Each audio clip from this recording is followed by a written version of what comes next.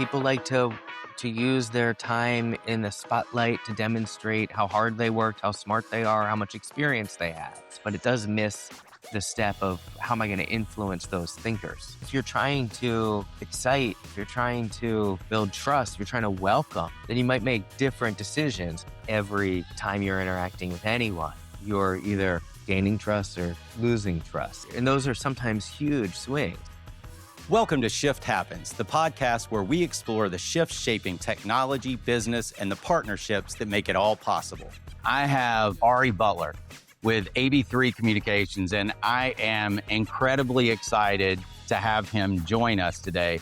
Ari and I have known each other now for about a year, right? Probably longer, yeah. But I've watched you shift from where you were down south to here. I'm here for one reason, which is I'm tired of looking at you through WebEx and staring at this view. I wanted to see it for myself. I love it. It was exciting as we moved to New York. Ari was one of the people who welcomed me and just brought us into the city. And so we have a chance to spend some time. But where we really first met was take it all the way back to Cisco 360 and the launch of that program. And about a year ago, we started working together. And really the whole idea was, how do we help our teams communicate more effectively in a time where we're telling a story where we don't have all the answers yet because we were co-designing that, and delivering a message that was really a change message that sometimes challenged the identity of the partners that we were working with. And so I just became enamored with the work that Ari does, the way he does it, the way he shows up, and the way he coaches teams and builds cultures. And so I have been wanting to get him on the podcast for a while, and I finally have him here. So Ari, most people don't know you as well as I do. Give me some background on who you are, where your path led you to this point today, Okay. And how we got here. Well, I'm halfway through my 40s. And if my 20-year-old self knew where I was right now, he'd be very surprised. I came to this city, NYU, up in the West Village, as a aspiring actor who got a second major in history. I always wanted to be a performer, but I knew I didn't want to be a poor performer. I always wanted to be doing other things. I knew I wanted to have a family, so on and so forth. And you can make a good living as a performer, but it's a big risk. So I was always doing other things. In my 20s, that looked like I was a elite SAT tutor. And then I started running that company and sort of got an unofficial MBA in learning how, to start up, found some entrepreneurial spirit in that. I was being flown to London to get shipping magnates, their children into American universities. And I did not. With their This is new, by the way. I could have used you for sure. Yeah. I could have used that, but keep going. I was very, very good at that job. Yes. Then in my 30s, I worked on building another firm, another studio. And by the time I was halfway through my 30s, I got recruited essentially by an executive consulting firm. They were looking for people that had some business acumen. Yep. I didn't get an MBA, but I had started 2 companies. I knew how to exist in that world and speak the language of business to a certain extent. But I also had some credibility as an actor. I'd been on some television shows. I'd done a lot of theater around the country and this city as well. And they were looking for consultants who knew how to tap into presence, storytelling, and to teach it in a setting that, frankly, business people wouldn't find too weird. Sure. And now in my 40s, I run my own consulting firm in the space of leadership communications, which is where we met. So one of the things, Ari, that I noticed immediately when we started working together a year ago is you obviously bring in the business acumen, the communication expertise, but you blend it with what I now know to be your theater background. I didn't know that at the moment. And that performance background, along with the ability to assimilate and understand the needs of different families through the SAT. And now you blend it in with what you do today. Talk to me a little bit about that. Look, in the work that you do, all the various things that I've done, it really comes down to how quickly can you earn trust with the people that you're talking to. Okay. An actor has an unfair advantage, which is that if they're worth their salt, they spend their careers and their lives thinking through the lens of other people's worlds, right? Not whether or not they agree or disagree with the way Right. someone is behaving, but like how would you authentically um, behave if you were in that circumstance? Sure. So an actor is trained to imagine themselves in circumstances usually that are wildly different than their own. And in business or in leadership, a leader has to do the same thing. And so, whether it's from scene to scene or session to session or WebEx to WebEx, a leader needs to show up strategically, Right. intentionally in a different way for the various audiences and the outcomes that they're trying to promote. It's a much different way of thinking about walking through the world. How do I need to show up in each of these circumstances so that I get the outcomes that I'm looking for? But I think in communication, in building cultures, in storytelling, which I know we both love, it's exactly what you're doing. There is no script that says do it this way every single time, because every single time the circumstances are different. The Right. audience is different. The people are different. The circumstances are different. The challenges you face are different. And so your ability to go in and read the room and help others learn to do that, That's it. yeah, is really, really important. Talk to me a little bit about AB3. Where did that come from? What led up to that? And maybe even where does the name come from? My gosh, those are three very different questions. It came out.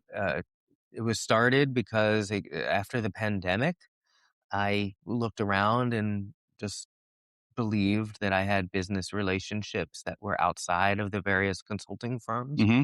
that I was working with, and wanted to spend the second third of my life exploring whether or not my thesis was right, that people would want to work with me, Right. and that I had something um, valuable to offer, regardless of what logo I was working for.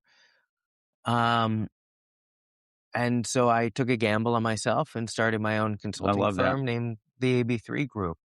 The name, the reality is that I like being able to stand in front of people or post on LinkedIn. Here are the AB3s of presence. Here are the AB3s Yeah. of storytelling. I like that. It's nice and Yeah. neat. And if anyone is reading any of my blogs, you'll see that I've worked hard to keep that cadence. But it is a story of family lineage, to Yes. be honest. Yes. I am the third in a third generation of men in my family who were artists who found a way to take their creativity and turn it into substantial business strategy, support for their family. I do it through the performing arts. My dad did it through Yeah. the visual arts. He designed the interior stores. My grandfather through photography.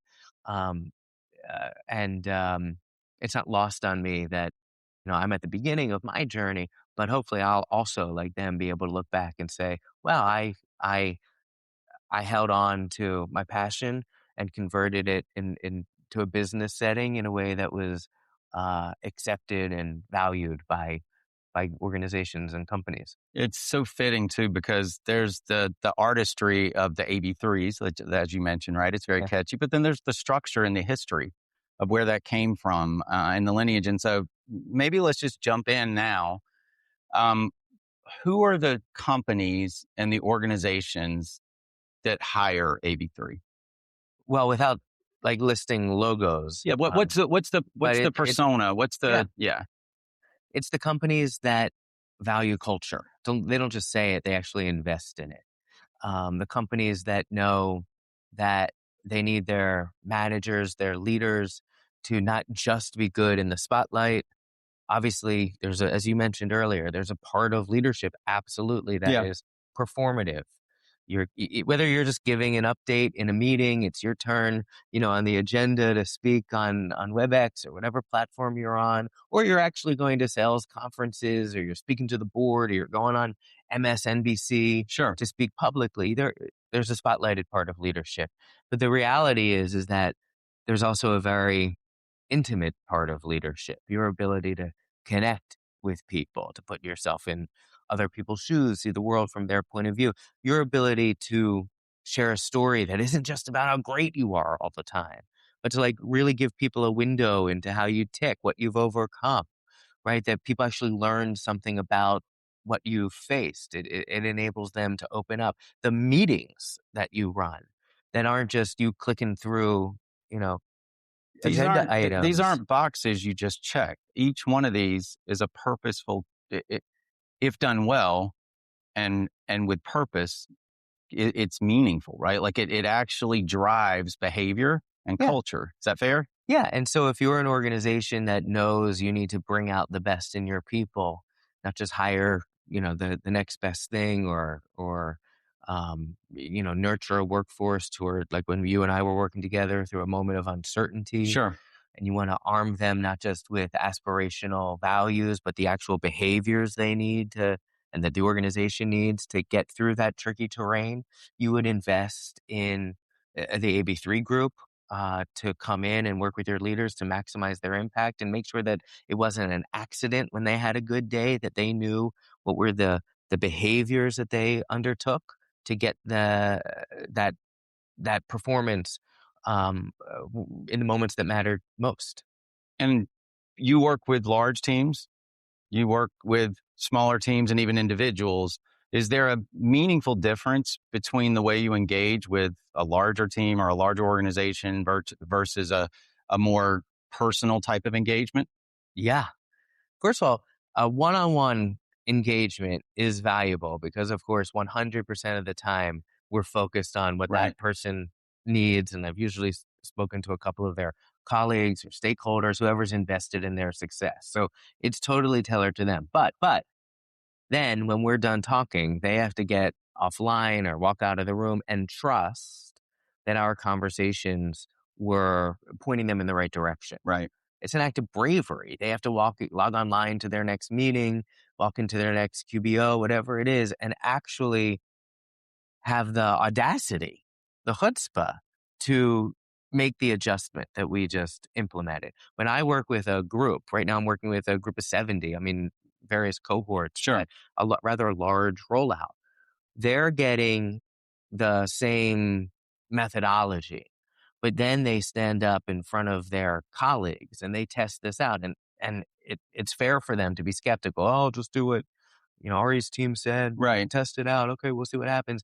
And usually what happens is then their colleagues are sitting there and Maggie's going, oh my gosh, Fernando, when you made that adjustment, it was so much And they see better. it in the moment, They right? see it in the better. And Wow. then when they leave the room, every once in a while they're like, that don't do what Ari said that much. It was a little too, but they get honest, supportive feedback. Then when they leave the room, they don't have to be brave to test these theories out. They're not doing it because I recommended it or my team recommended Right. it. They kind of have to be foolish in a lot of ways not to do because their colleagues are telling them you would land more business. You would have deeper impact. People would trust you more if you made that adjustment. Because at the end of the day, you could have an impact in the classroom, but if they can't take it out Nothing else into the real matters. world, it doesn't really matter, right? Yeah, but I want my work to be fun and Yeah. thought-provoking, but the value is that they see a real business result, and they know how. It's not an accident.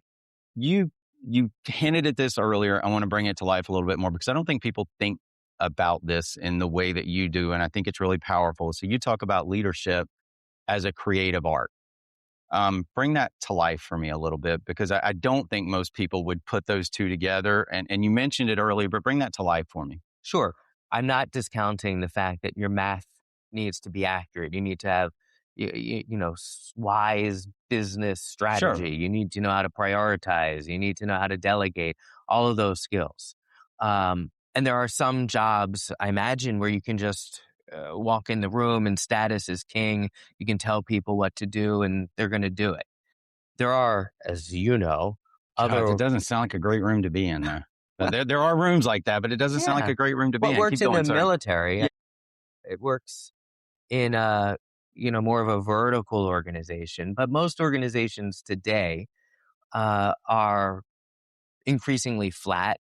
They're looking to their people to be entrepreneurial, to Mhm. influence without authority, be able to step up and make offers, release bold, release those ideas and know how to follow and get on board with other people's initiatives. But it's a more collaborative, innovative landscape, especially as people rise. And I believe that in addition to having good ideas. I mean, I work with the assumption that the people, the executives, the leaders that I'm working with have good ideas and Sure. that their ideas are doing well in the world. Um, but once you have the idea or the path forward, the question then becomes, do you have a way to communicate it and so that it motivates people, Yeah. so that they subscribe to it, they're not enduring it, that they believe that you believe in it, even if you are towing a Right. company line. And I think that, initiatives fall flat all the time, where your brilliant ideas fall flat all the time if you can't walk into a meeting, talk to senior leaders, speak to the board, and get anyone to follow you, get invested in it. And that is a communication challenge, not a brilliance challenge. So we've all met. I mean, we've all met people in our lives consistently that had brilliant ideas that never went anywhere. And it's because they don't have the ability not only to communicate those ideas, but to move others to action through their Yeah. ability to communicate those ideas. And conversely, we've seen plenty of people who have tons of charm and chutzpah and Yeah. boldness, and they seem to be able to say things, and people will follow them anywhere. And there's not a lot of there. Yeah. And so maybe it brings me to the last point, just to kind of set the rest of the conversation up. I believe your tagline, if I get this wrong, please correct me. But I think your tagline is every interaction is an opportunity to deepen trust. And one, is that close? Is that pretty close to the My tagline? belief is that every time you're interacting with anyone, you're either gaining trust or losing trust. Sometimes There's those not, are, it's rarely neutral. yeah. Uh, and those are sometimes huge swings. I mean, you've had interactions with someone, you're like, I don't need to talk to that person Right. again. And sometimes it's minor things, ways you can't even measure. I just believe that why waste an opportunity to go a little deeper For every sure. time you interact? You've had quite the diverse client range, Cisco Yeah. being one of them, Google Cloud being another, Goldman Sachs. I mean, there's a wide range of companies just in that. Is there one common theme? I know that each engagement's going to be individual and you'll tailor it to what that organization needs. But even across three different industries and all the clients that you've worked with, is there one common theme that you see that shows up consistently? Yeah, people like to be right. People like to use their time in the spotlight to demonstrate how hard they worked, how smart they are, how much experience they have, and that is valuable, and those are important elements in a communication. But what it skips is the part where you're thinking about who's receiving that message. um, the communication is measured on the receiving end, and if your intention is to impress them with your experience, then by all means read through your resume. If your intention is to overwhelm people with your intelligence, by all means read through every bullet point on every slide in your deck. Sure. But if you're trying to excite, if you're trying to build trust, you're trying to welcome, if you're trying to um, create urgency, then you might make different decisions. And I don't tend to see. I mean, you're a leader who thinks in this way, where there's a lot of leaders that that some a meeting goes on their calendar, they get invited to speak somewhere, and the first question, and sometimes the only question, is, what slides am I going to show them? And that's a way to promote your competence, but it does miss the step of how am I going to influence those thinkers. Yeah, there's a whole bunch to unpack there. I think, and we could spend another hour just on this particular topic, but I think you bring up this thread that I've seen, and I know you've seen with different organizations. That is, when people get up in front of others, the one mistake that you identified, mistake might be strong, but a commonality that I also see is they think it's about them, and it hardly ever is. Right? It is very much about the receiver. You mentioned that, right? And we talk about like what type of relationship is it a sender's job to land with the receiver, or is the receiver's job to understand it? And I'm very much a believer that sender has a responsibility to deliver a message that can be received, and Yeah. that's on them. And it's hard to do that because most people, I think, I'd love to get your perspective on this. I think if you're standing up in front of a room I'm not I'm not all that interested in you. I'm interested in seeing myself in you, right? Like something that's what you want me to do at least, right? So talk to me a little bit Look, about the that. power of storytelling is that you learn more about yourself when somebody else is telling their story when it's done well. Right, so Say unless that you're again. well, look, when your history teacher told you about, the Roman Empire, there was gonna be a test later that week, so Hmm. you were learning about the Roman Empire. When somebody is telling you a story in business, they're not teaching you about their lives or about the previous team that they were on. They're trying to illuminate an idea that's valuable to you in the present moment. Right. So it's different than teaching a history lesson. Most people, when they're listening to someone share a story, they're not really even thinking about that person's story. If that story is told well, the brain starts firing. They think, "Oh, I had an experience just like that." And if they're if they're a good And so they communicator, see they wait, themselves. they see Yes. themselves, or they think, "Oh my gosh, that reminds me of this other thing." And the power of storytelling is it starts. When you're explaining something, your brain is analyzing it. Do I agree or disagree?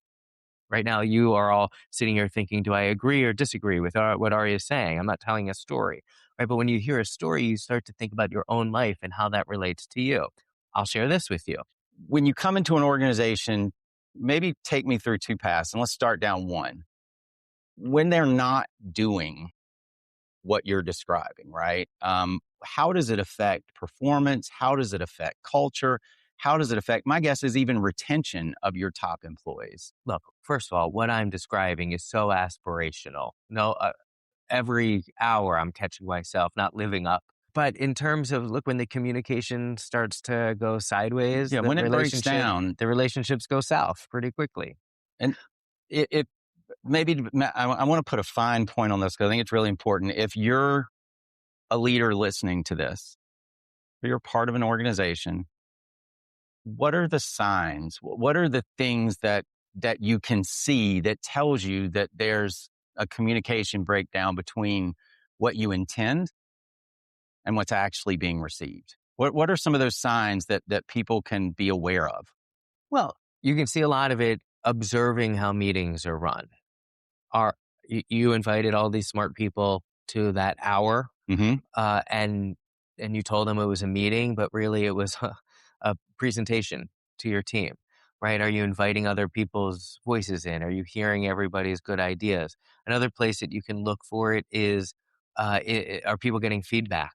Are people, being challenged without losing rapport? Are people being challenged to actually improve their performance? And feedback, by the way, is tricky. A manager, an HR team can give feedback, but often it doesn't then give the person what they actually need, which is the replacement behavior, Right. right? I just wrote a blog about this, but you can say, I wish you were more executive. I wish you created more cross functional alignment. Or we're really looking for you to, have take bigger swings this quarter, and whatever that feedback looks like, and that's great, but that person is then left with an idea but not really clear on how it should look like. There's a lot of people, Hmm. by the way, who earlier in their career they got feedback, that same feedback, we wish we heard more from you, we wish you took more Hmm. bigger swings, and they believe they're living up to it. It's just now everyone on their teams wish they would make space for other people. So Yeah. a lot of the time people are no one's waking up saying, today I'm gonna ruin my meeting by No, that's sucking never up the all the air. intent, or hardly ever the intent, I guess Yeah. I would say. So are people not just getting feedback, but actually having accountability conversations with, a manager, a leader, a Hmm. mentor, a coach who knows how to nurture their performance forward?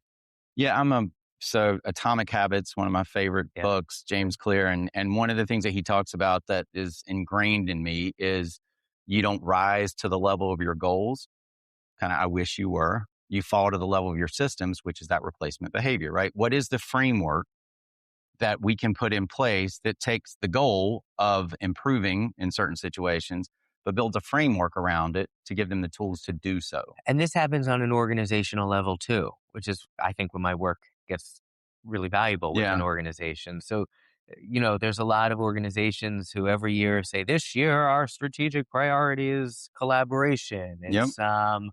It's going to be honest and supportive feedback, holding each other accountable, whatever they say. And they make a beautiful deck.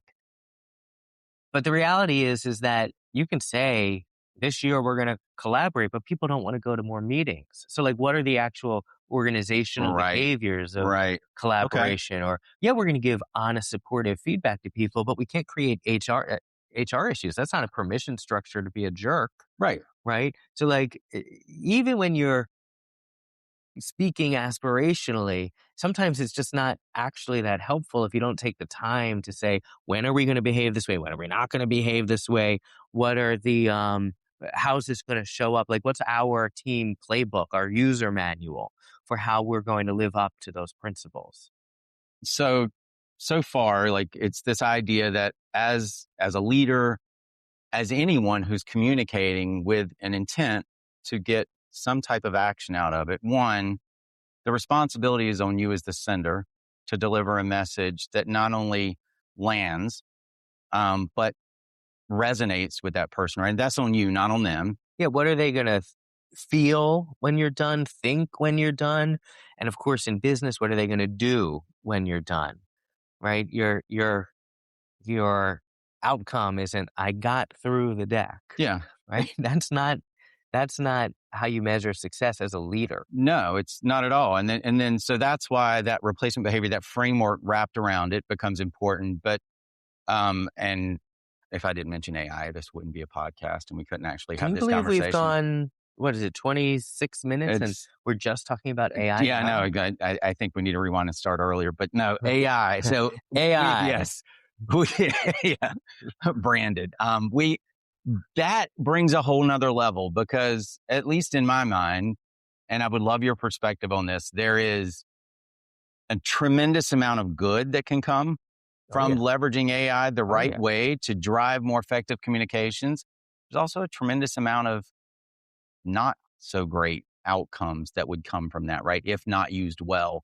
Talk to me a little bit about how you're seeing AI impact companies, their ability to communicate, build culture, and then we'll get into something that I don't know whether you have it trademarked yet, that AI antidote that The you talk AI, about. I But want to trademark it. I have to figure out, I have to ask AI how to we'll, trademark a phrase like that or we'll jump copyright. into that right when we're done. But talk to me about how AI is impacting companies and their ability to communicate effectively. Is it increasing it? Is it decreasing it? What are you seeing? You're doing yourself a disservice if you're not talking about AI and you don't know how to talk about AI. Mm-hmm. As someone who's launching, spent the past year launching their own firm, I couldn't have done what I've done without AI. It's been a blessing. I'm so appreciative Yes. for it. How it applies to my work? Yeah, there is no reason for anyone to trust that an email you're reading, spreadsheet analysis that you're looking at hasn't been hopefully not done, but at least cultivated, curated Sure. with the help of AI. You'd be creating professional malfeasance at this point. 100%. If you're not using, you've probably wasted a lot of time too. You Mm-hmm. could have gotten hours Agreed. of your life back by using that technology. Whether you're using that to generate more revenue or talk to your daughter or whatever you do, or go meet some of your neighbors, that's valuable time that the Right. technology just gave you back if you know how to leverage it. So it's not anti-AI, but then your team needs to walk in the room, then you need to walk in the room. I don't think people are going to buy from AI. They're still going to want trusting human relationships on the other end of that. So if your people or you yourself are, after you've sent all these beautiful emails and done all of this beautiful work, using that Mm-hmm. technology, then can't walk into the room and communicate an idea, build trust Wow. in your Yeah. interactions, that gap that you've created, that trust gap that you've created has become wider, and the skills that I teach become even more rarefied because the reality is it's the more that we rely on that technology. This is cliche at this point, but it's the journey, not the destination, Sure. right? So AI takes you very quickly to the destination.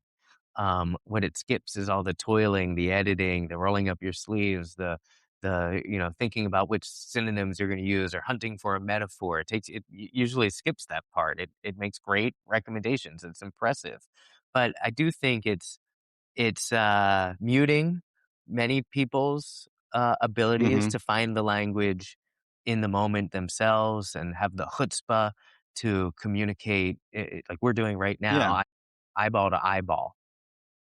So, look, as companies rightly invest in those technologies, there is a need. And I get that this, um, is self promoting of the work that I do, but there is a need for organizations to also invest in their people's abilities to communicate as well. Yeah, that was a power. So the image that you just walked through, which is you've used AI to be way more productive, and I've said this to multiple people. It's probably improved my productivity by 40%, right, Oh, yeah. with what I do. And as a leader, you have to have the ability to walk into that room, even if you used AI to prep you to be in that room and communicate to other humans. And they might have versions of the same story. Some of those are going to be useful, some of them are not going to be. But Right. when they start to hear each other's stories about the work that they do, about their approach to that work, it can, sometimes you can start to adapt your story to Okay. somebody else's. There's great value in sitting around in an intentional way.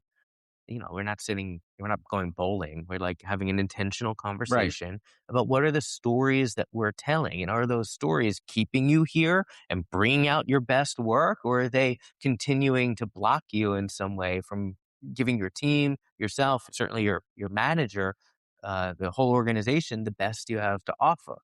How being intentional about the stories you tell often is the first step.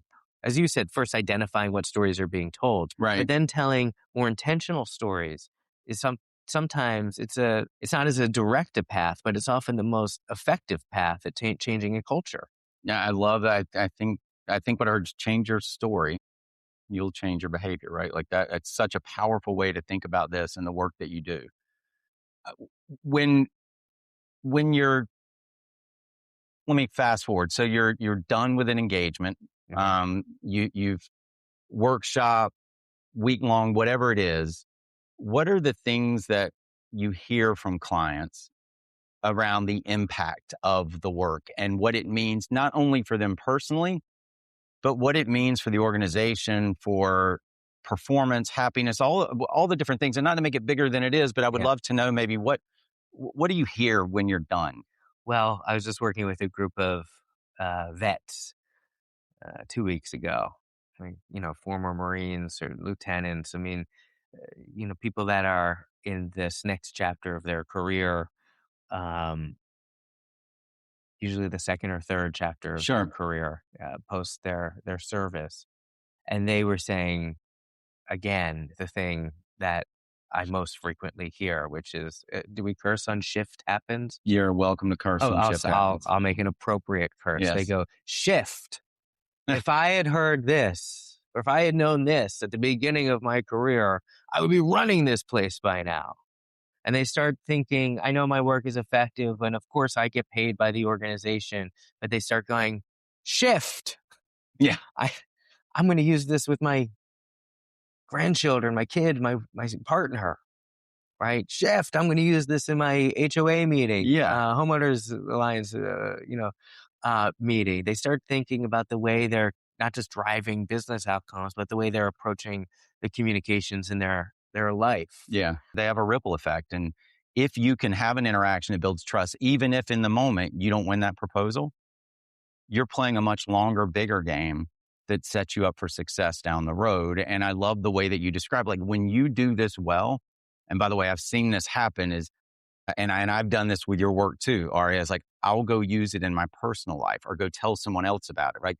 That's the idea of a deep win to me, right? Yeah, Is when you can work with an organization or a person that not only can take and change their behavior, but share that with others, yeah, that's impactful.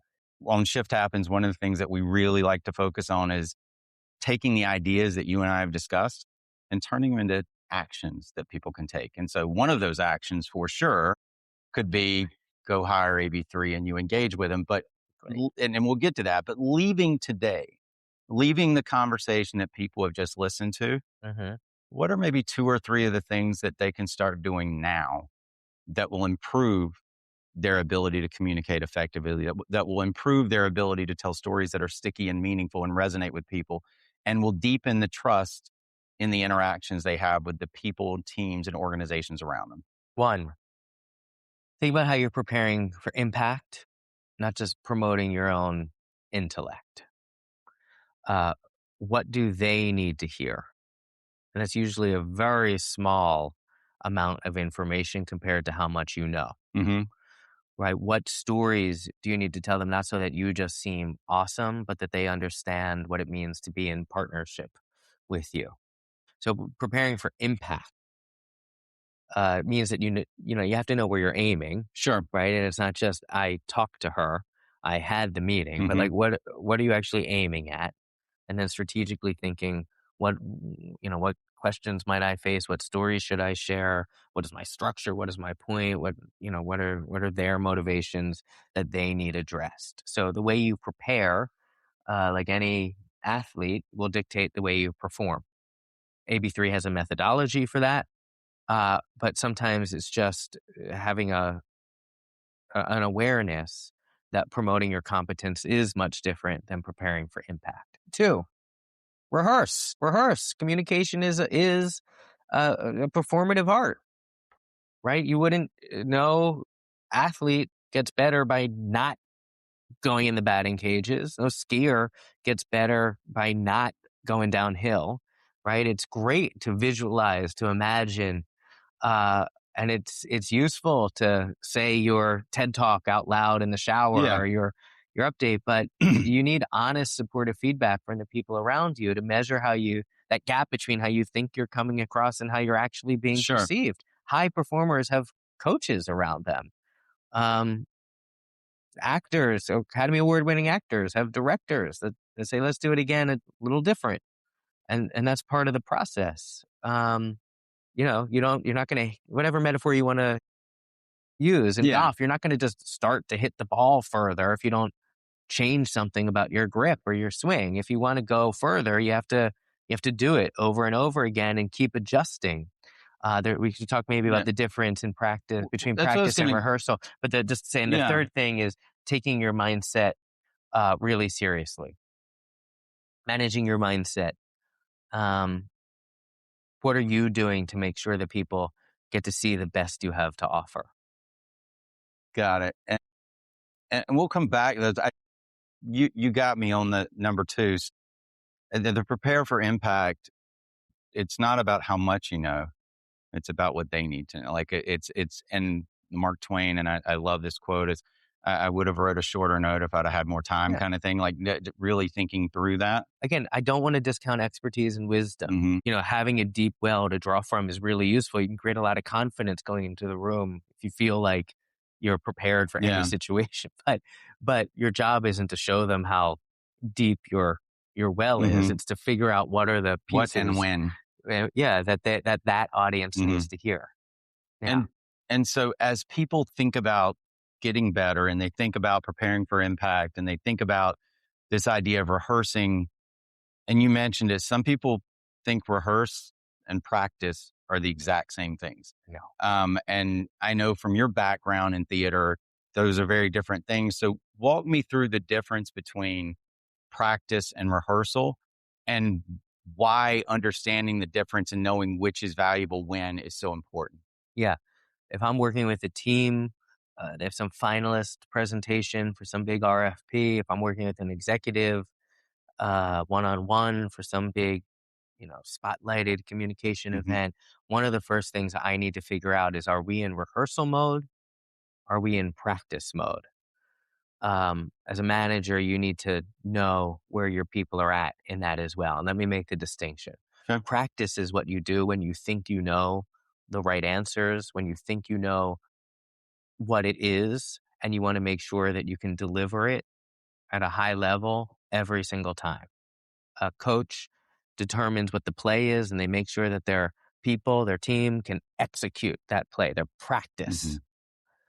In one of the things that I talk about, you mentioned, and leadership is a creative arts. The longer you can keep your team in rehearsal mode, the more valuable ideas that will emerge. Rehearsal is where you say, what else could it be? what if we reverse these two Yeah. things? What if you came in, took a longer pause there and then came in hot? What if you didn't interrupt me? Let me finish my thought. Right. What if we brought the slides down now? And we like actually opened it up for a conversation and you explore and you see what else is possible. You leave The, room for the exploration. second you say, okay, here's what we're going to do. And I get that there's There are times for value, that. there's time for that. But when you do that, you move to practice Hmm. instead of rehearsal, you miss the Wow. chance for new ideas. And sometimes the introvert just needs a little bit more time for their brilliant idea to emerge, and you've cut that off. So one of the things I talked, so again, the day before a big finalist presentation, I can't be in rehearsal mode. That's I could practice come in time. Yeah. as That's, practice time. yes. But if I am working with the team that's been mindful about how they scheduled me a month out, 2 months out, 2 weeks out, and we can still be rehearsing. And that might mean that the night before the deck is changing, Hmm. probably they've left space for greater impact. It reminds me back to where we first met around Cisco 360. Yeah. And we talked about this quite a bit. Where now that we're through it, the thing that I appreciate the most about the leadership that really drove 360 at the highest level is they understood the value of staying in rehearsal. And what I mean by that is when the program was launched a year and a half, let's say, before it actually went live, we didn't have the answers. Hmm. We Don't tell anyone we, that. we, yeah, we've been honest about that part, and it was uncomfortable because when you don't have all the answers and you're saying in rehearsal, it does leave room to get better, to evolve, to change, to understand what works, what doesn't. And we relied on our partners for that. And so we stayed in rehearsal and trusted our partners in this co-design process, because if we would have gone into practice mode too soon, we would have never ended up where we are today. And I use a much less eloquent way to say it is in terms of that, but this idea of tension and ambiguity and allowing both to coexist, like that's important because you come to better answers. And so thanks for bringing that to life, because I think the rehearsal piece and the practice piece, people get confused. And I think that's an important one. And so, Well, it is a lot like the AI thing, that the destination, it feels good to be at the destination. There's just, as every cliche and song lyric tells us, there is value in the journey. yeah, There's a lot of value in the journey. Um, and we need to be efficient. Not a lot of growth happens, though, when you skip the journey. 100%. Super powerful. And now, if we get to this last point, and you'll appreciate this, you have a philosophy, a methodology that you use when you engage with clients. And the question is, what, just high level, what is that methodology? And when someone hires AB3, what can they count on from you and your organization? It's funny you say that. About 20 minutes ago in this interview, you were talking about when a workshop ends. I always think of the workshop as the beginning of the relationship. That's where we Mm, learned what's going on with the team. Now, they don't always have budgets to live up to my desires to stay in relationship, but the many of the relationships I have, it's years long. I don't think about yeah. them as ending. No one needs to have an open SOW to reach out to me and Hmm. and to have a conversation. I'm not going to pretend that's not what I'm, you know, aiming at as a Sure. business owner, but I believe the relationships are what matters, and sometimes there's budget for that or not. So we design and tailor workshops aimed at the specific goals of the leader. We do need to make decisions if we're going to talk about meetings, one-on-one conversations. If we're going to talk about pitches, of Right. course, whatever. Um, and then we design within those contexts. And there are, methodologies, frameworks that I use, that I draw from, having, worked with various, as I said, various Hmm. firms, my own thinking. We're all reading a lot of the same books, Yeah. to bring into these conversations. But the methodology is that people are not just going to, hear me tell stories and watch my team demonstrate things. We're going to do that as quickly as possible so that we can get to what we think is the most valuable, where you and your colleagues stand up and test it out in a real circumstance. Because as we were talking about, there needs to be rehearsal where Right. you try things that don't work. we're not often looking for the final product. In our world, a life cycle approach, right? We talk about Sure. in many cases, like when we book a deal, that's when it starts, not when it ends, right? And the same thing is that workshop will prepare them, whatever the engagement is, but it's an ongoing relationship because that's the only way you stay in rehearsal long enough to continue to get better. And what you're describing is Cisco's aspiration. It's my aspiration. I have been looking forward to this conversation for I a do. long time, Ari. I really appreciate your time, the thoughtfulness of the way you engage. And I think it just reiterates it's so important to understand that every interaction is it's almost never neutral. You're going to move it forward or you're going to pull it back a little bit, right? And understand the importance of those, understanding the value of being in rehearsal longer Yeah. and the difference between rehearsal and practice. And then just the ability to change the story that you're telling yourself, to change the behavior of not only you and entire organizations, I think is an incredibly powerful message. I Yeah. appreciate you joining Shift Happens. I appreciate your partnership, the friendship, and you taking the time to join. And that's a wrap on this episode of Shift Happens. Remember, change doesn't wait, and neither should you. So take what you've learned, put it into action, and together, let's go make shift happen.